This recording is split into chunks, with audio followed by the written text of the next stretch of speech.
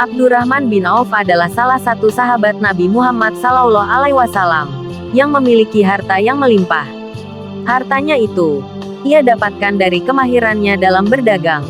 Hal itu terbukti kalau dirinya sedang melakukan kegiatan menjual dan membeli. Tidak perlu waktu yang lama, ia pun terkadang sudah berhasil mendapatkan keuntungan dari perdagangannya itu.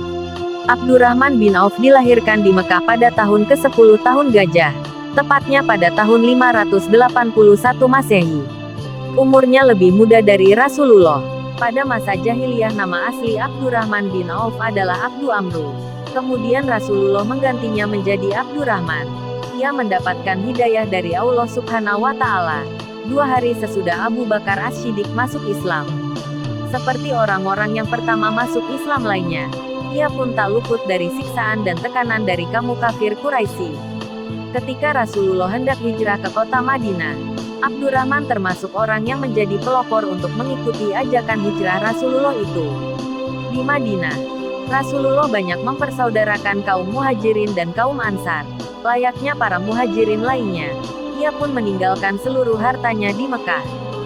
Sehingga, setibanya di Madinah ia tidak memiliki apapun. Diriwayatkan dari Anas bin Malik, Rasulullah telah mempersaudarakan Abdurrahman dengan Sa'ad bin Al-Rabi, Al-Ansari tatkala tiba di Madinah. Kemudian, Sa'ad berkata kepadanya, "Saudaraku, saya adalah salah seorang penduduk Madinah yang mempunyai banyak harta. Maka, pilihlah dan ambillah. Saya juga memiliki 2 orang istri. Lihatlah salah satunya yang menarik hatimu, sehingga saya bisa mentalakannya untukmu." Abdurrahman bin Auf menjawab, "Semoga Allah memberkatimu pada hartamu dan keluargamu. Akan tetapi, tunjukkanlah letak pasarmu." Maka, ditunjukkanlah pasar tersebut, sehingga ia pun bisa berdagang. Di tengah kemiskinannya itu juga, kreativitas Abdurrahman muncul. Ia meminta tolong kepada saudara barunya itu, untuk membeli tanah kurang berharga yang terletak di samping tanah sebuah pasar. Kemudian, tanah tersebut ia petak-petakan secara baik.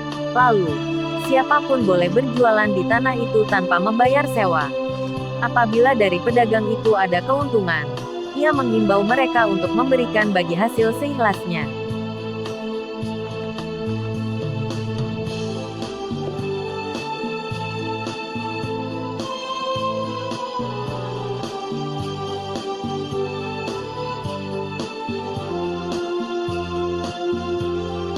Alhasil, banyak para pedagang yang tertarik dengan penawaran itu, sehingga mereka berbondong-bondong pindah ke pasar baru yang dikembangkan oleh Abdurrahman bin Auf.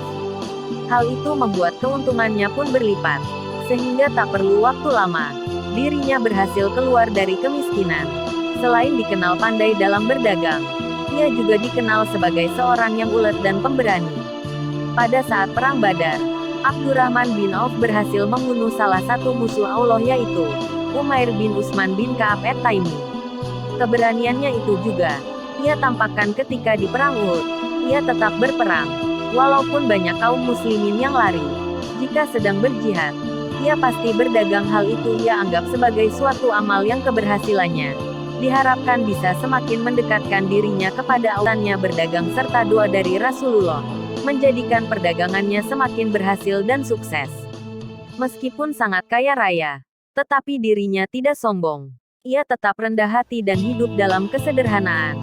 Keistimewaan dari Abdurrahman bin Auf adalah dirinya dikenal sebagai sosok yang dermawan. Bahkan, beliau juga diberi sebutan sebagai manusia bertangan emas karena rajin beramal.